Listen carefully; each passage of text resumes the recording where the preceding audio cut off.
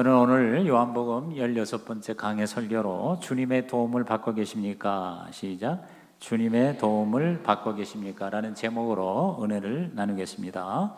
오늘 읽은 이 본문도 또 다른 기적이죠. 여러분 요한복음에 보면 중요한 기적이 7가지가 기록이 되어 있어요. 그 중에 오늘 기적은 5번째입니다. 기억하세요? 요한복음 2장에 물이 변하여 포도주가 되는 기적, 또 신하의 아들이 살아난 기적, 베데스다 38년 된 병자가 일어난 기적, 그리고 지난주에 오병이어로 5,000명, 10,000명을 먹이신 기적, 이어서 지금 5번째 기적이거든요. 이걸 보통 수상도보의 기적이라고, 예수님이 물 위를 걸어오시면서 풍랑을 잠잠케 하신 기적입니다. 이런 모든 기적, 이런 모든 표적은요, 그냥 신기한 일이 아니라 바로 하나님의 메시지입니다. 메시지. 즉 예수님이 그냥 한 인간이 아니라 신성을 가지신 하나님의 아들이라는 요한복음의 총 주제를 표적으로 보여주시는 거예요. 따라합시다. 예수님은 하나님의 아들입니다. 이게 요한복음의 메시지입니다.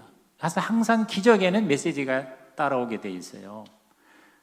오병이어로 배불리 먹은 이 군중들이요 흥분을 했어요. 그래서 예수님을 임금으로 모시려고 그랬거든요. 근데 주님은 세상 임금 되려고 오신 게 아니잖아요. 그래서 산으로 피하셨어요. 그리고 제자들을 배를 태워 가버나움으로 먼저 가거라. 그래서 제자들이 한밤중에 갈릴리 바다를 항해를 하는데 갑자기 풍랑이 일어난 거예요. 이 풍랑은 바로 저와 여러분의 인생의 각종 문제와 고난을 상징할 수 있다고 봅니다.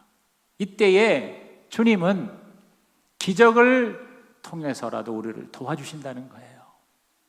저와 여러분이 예수를 믿는다는 것은 단지 천국 가는 티켓을 받는 게 아니라 이 세상에서 주님의 도우심을 받는 거예요.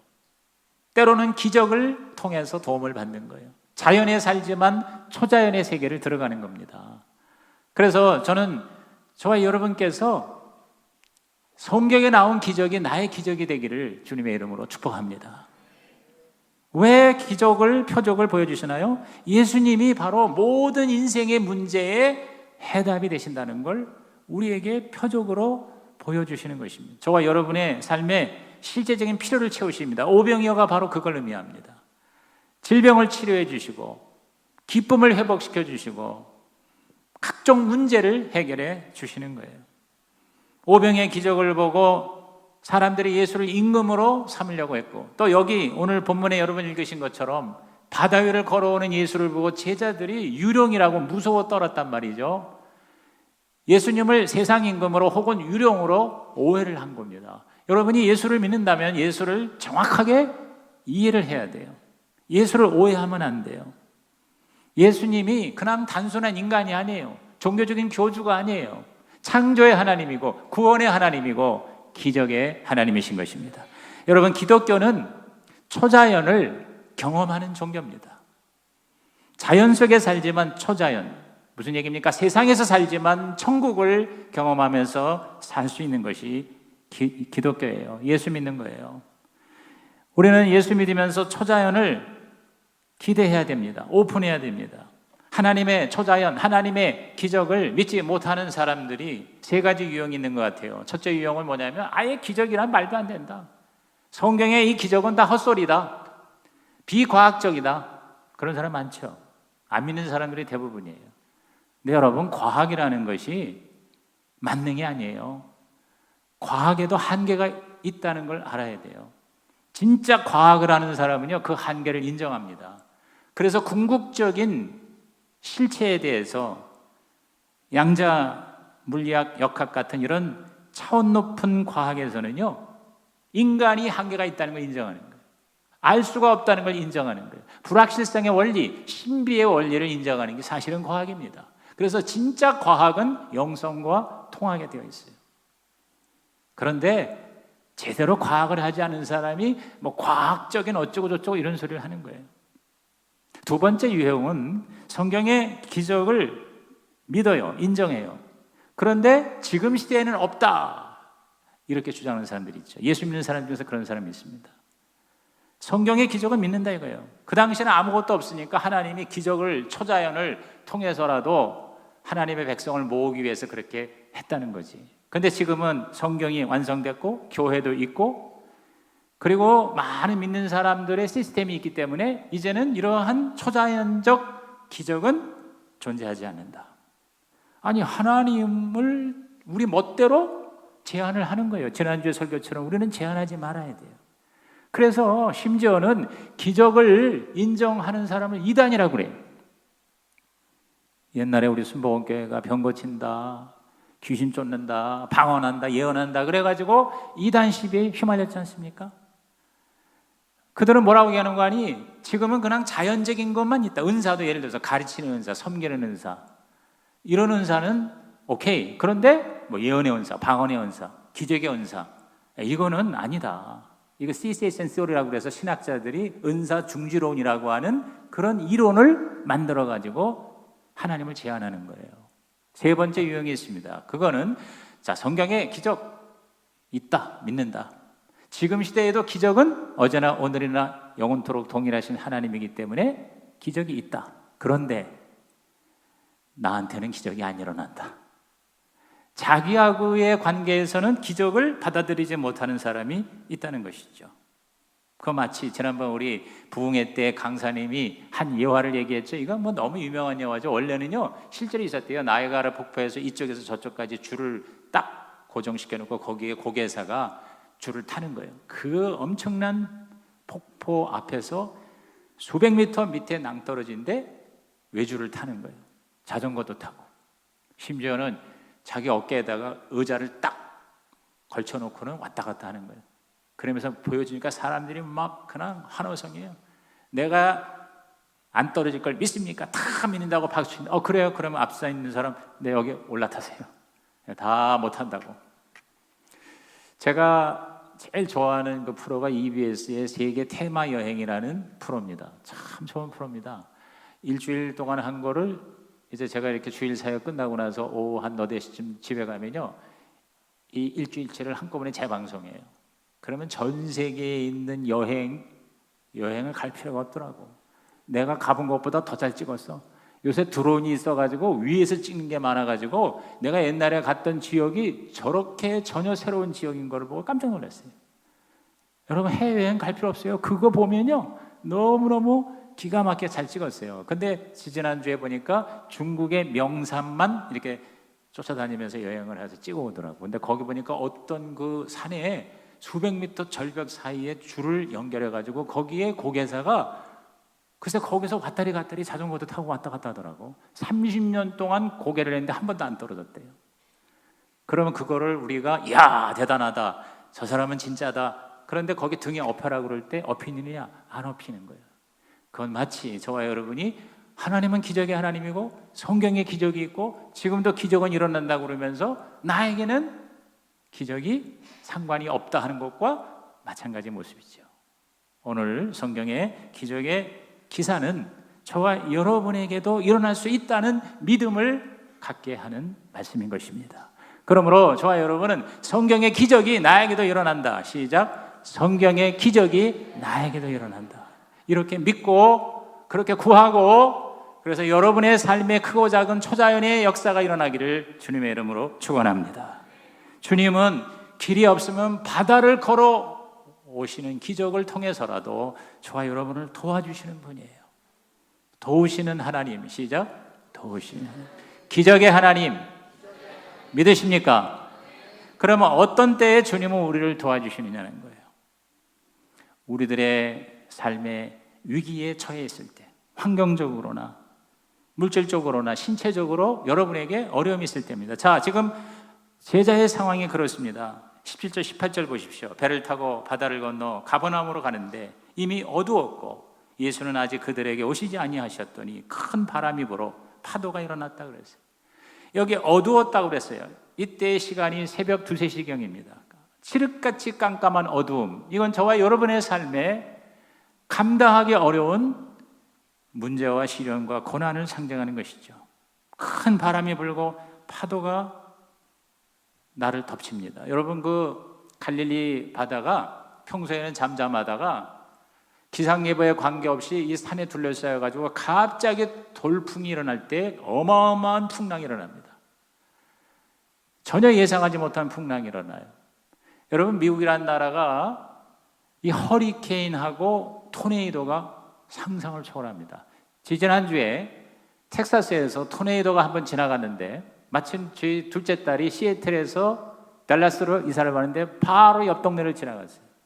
온 집이 여러분 파죽짓이에요. 몇 명이 죽었어요. 무섭습니다. 그런 풍랑, 그런 돌풍, 그런 토네이도가 갈릴리 바다에 지금 제자들을 덮친 거예요. 오늘 저와 여러분의 삶에 위기가 다가오고 인생의 고난의 풍랑이 다가올 때에, 그때에 진짜 주님을 만날 수 있는 찬스가 되기를 주의 이름으로 축원합니다. 초자연의 예수 그리스도께서 저와 여러분을 끝까지 책임져 주시고 도와주시고 돌봐주실 거라고 약속하셨어요.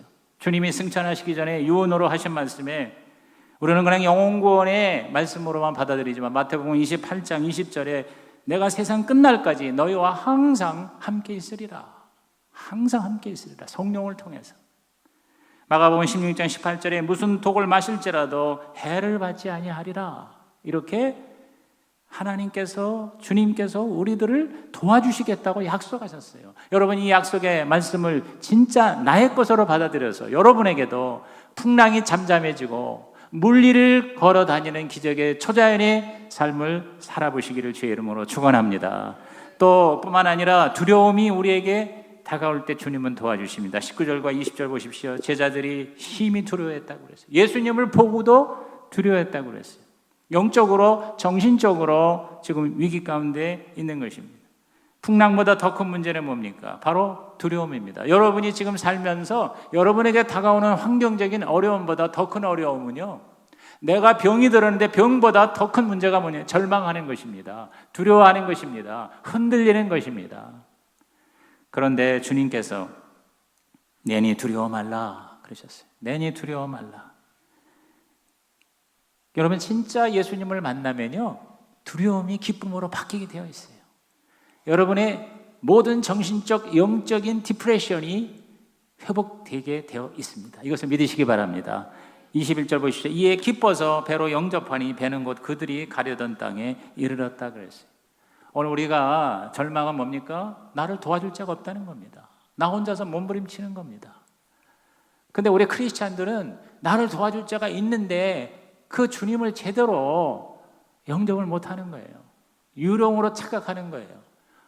그래서 진짜 도움이 필요할 때 주님을 찾지 못하는 사람이 너무 많은 거예요.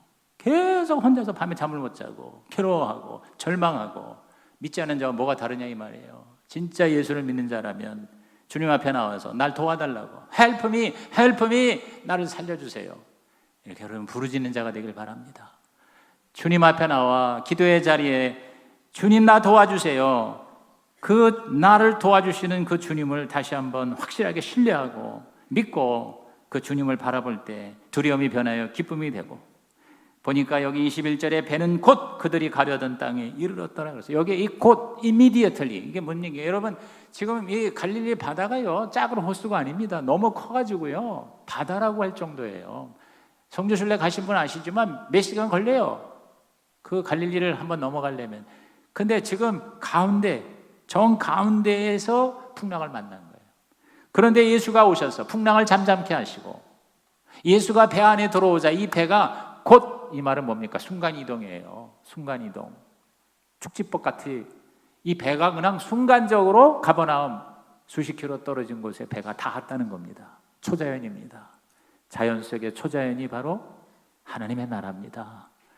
이러한 하나님의 기적을, 하나님의 초자연을, 하나님 살아계심을 그냥 평범할 때가 아니라 위기를 당했을 때, 여러분이 어려움을 당했을 때, 풍랑을 만날 때 그 주님을 다시 한번 새롭게 만나는 멋진 기회가 되시기를 주의 이름으로 축복합니다. 축복합니다.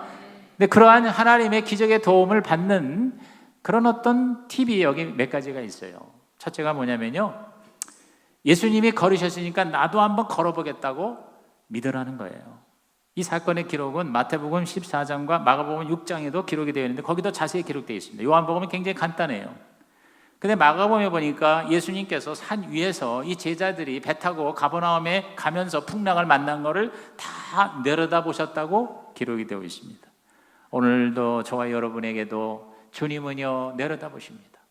안 계시는 것 같지만, 보이지 않는 것 같아도 주님은 저와 여러분을 다 내려다보고 계세요. 24시간 우리를 지켜주시고 감찰하시고 뭐 잘하나 못하나 이거를 보시는 게 아니라 저와 여러분이 풍랑을, 어려움을, 고난을 당할 때 그것을 살피시고 도와주시기 위해서 성령으로 오늘 우리 가운데 24시간 내려다보신다는 것을 믿고 느끼고 그리고 의지하시기를 주의 이름으로 축원합니다.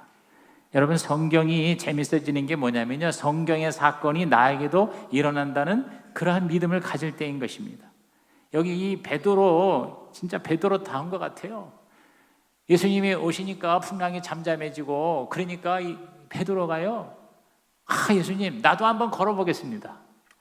저도 걸을 수 있습니까? 자, 28절 마태복음 14장 28절 29절 다 같이 읽습니다. 시작. 베드로가 대답하여 이르되 주여, 만일 주님이시거든 나를 명하사 물 위로 오라 하소서 하니 오라 하시니 베드로가 배에서 내려 물 위로 걸어서 예수께로 가되. 자, 베드로의 두려움이요 담대함으로 바뀌었잖아요.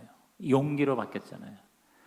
저는 제가 볼 때 예수님께서 굉장히 뜻밖이셨을 것 같아요. 물론 예수님은 하나님의 아들이시니까 신성이 있으시니까 베드로가 어떻게 한 걸 미리 아셨다고 보지만, 그러나 순수한 인간 예수는요 무리를 걸어서 딱 제자들을 품어 함께 기쁨을 나누게 되니까 갑자기 베드로가 예수님이 걸으셨으니까 저도 한번 걸어보고 싶습니다.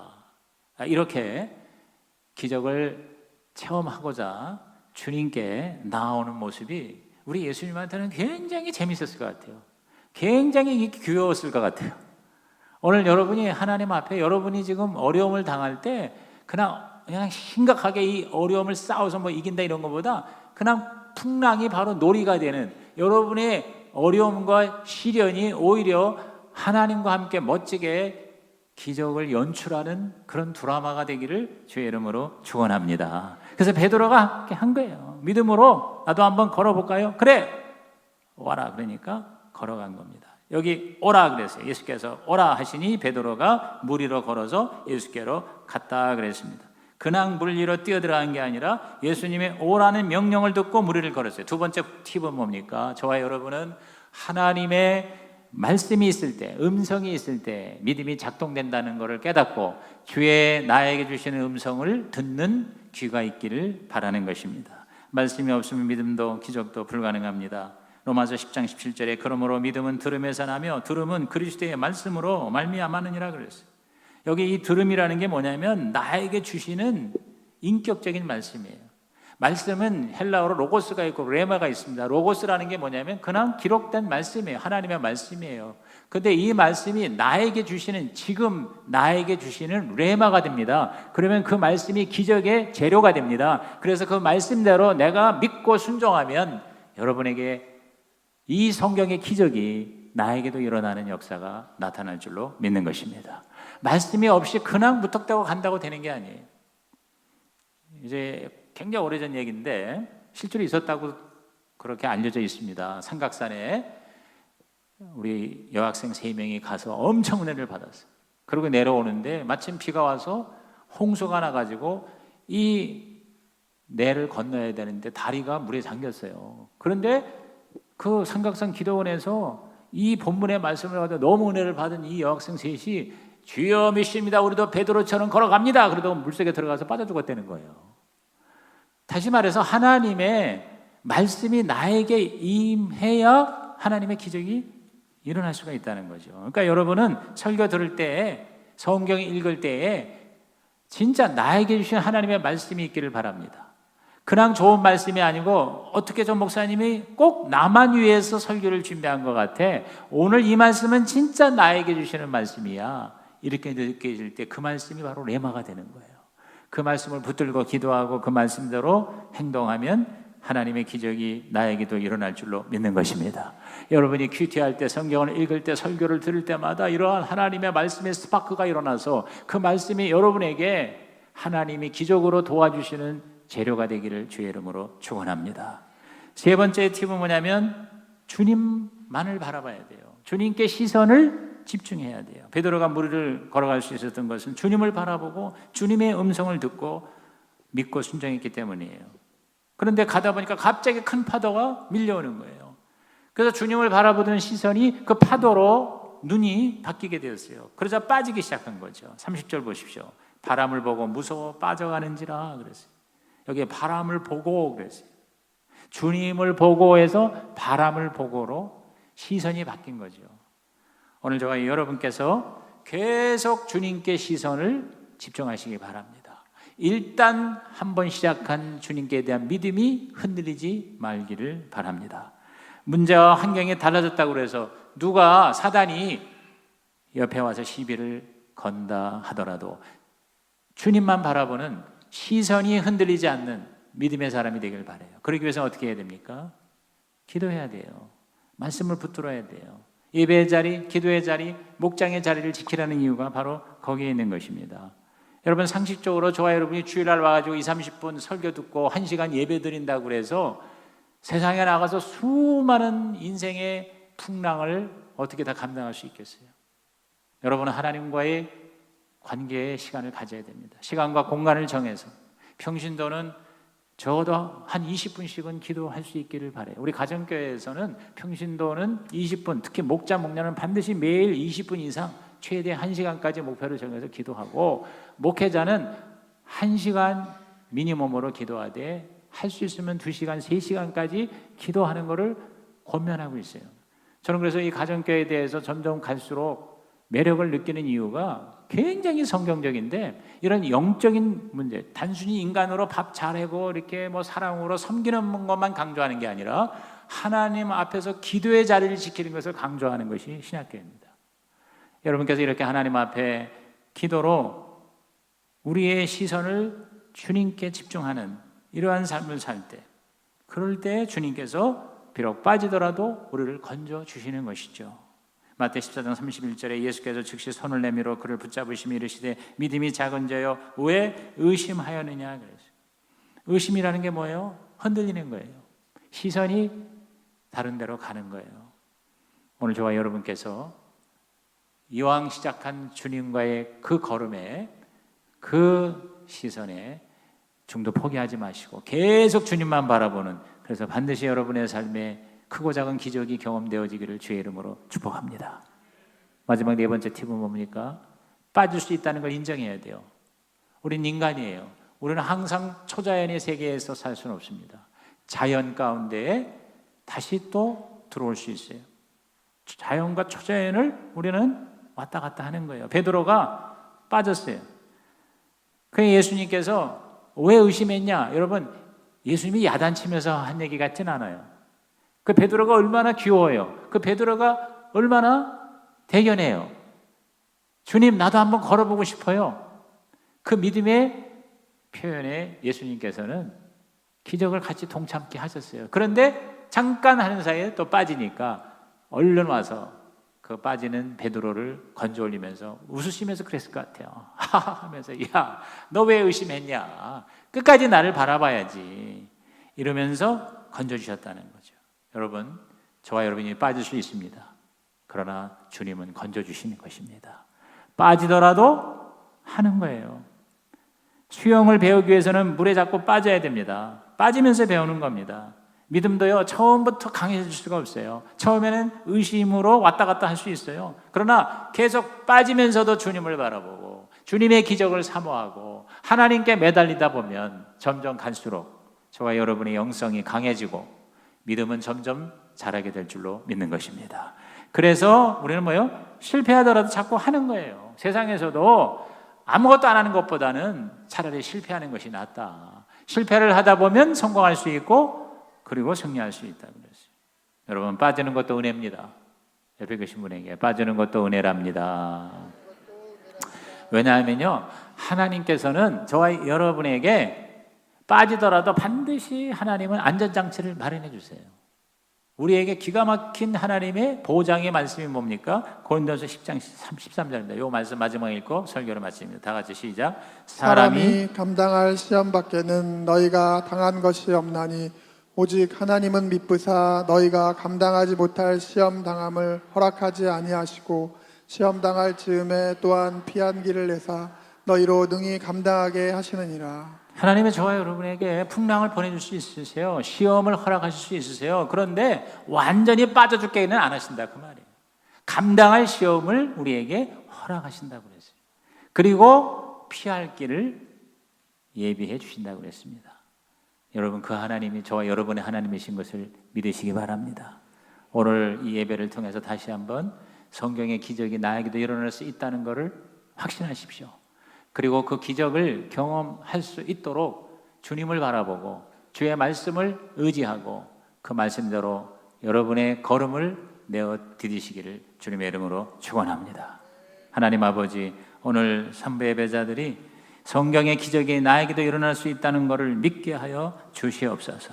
인생의 풍랑과 어려움과 고난과 질병이 다가올 때 낙심, 절망, 의심, 두려워하지 말게 하여 주시고 주님을 바라보고 주님의 그 기적이 나의 기적이 됨을 사모하게 하여 주셔서 베드로처럼 우리 한번 하나님 앞에 멋지게 살게 하여 주옵소서. 자연 속에서도 초자연을 경험하는, 세상에서도 천국을 사는 하나님의 사람 되게 하여 주옵소서.